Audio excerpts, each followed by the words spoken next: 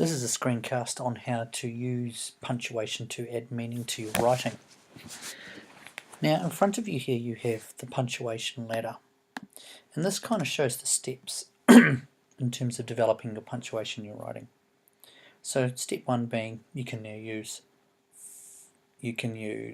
full stops and capital letters. Step two, you can add question marks. Step three, you can add commas and exclamation marks.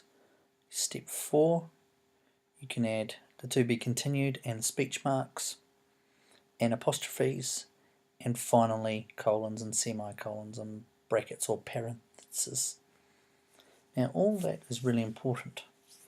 Now to give you an idea where you need to be, we're expecting you to be able to reach the Year 7/8 standard to use step 5 correctly.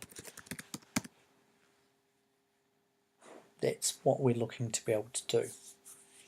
Now in order to learn how to use some of those things, you'll need to check out Room 9's virtual learning site.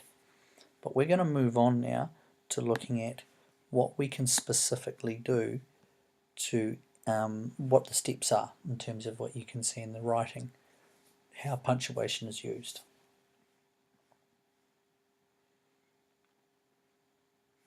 Now, before I go on, I should actually point out some of these things. This is a colon, semicolon, parenthesis here.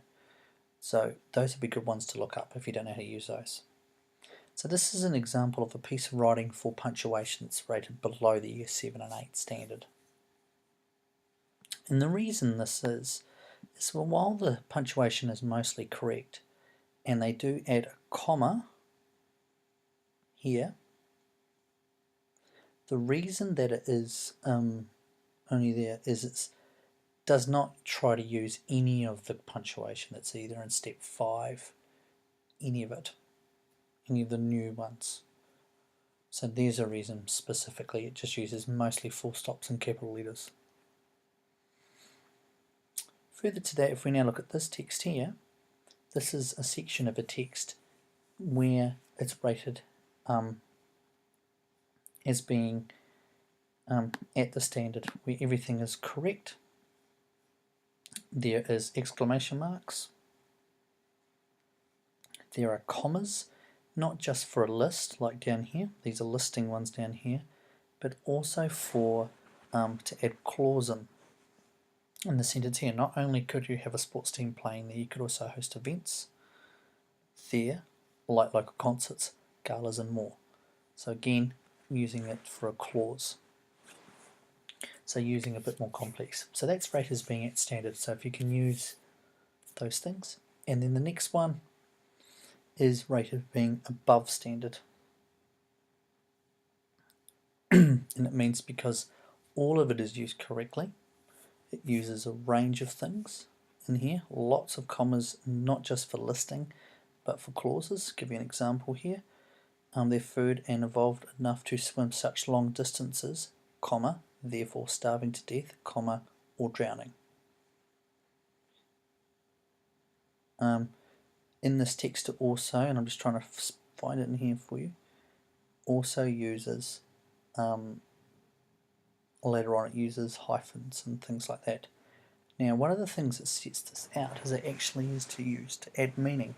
So while these ones back here, this was just about getting it correct, this one's beginning to by using it to create lists or to add a little bit more detail in sentences by adding a clause. This one up here, it actually does it consistently throughout the text. So now because of global warming, comma, so it's added a clause, so give a bit more detail, as all different animals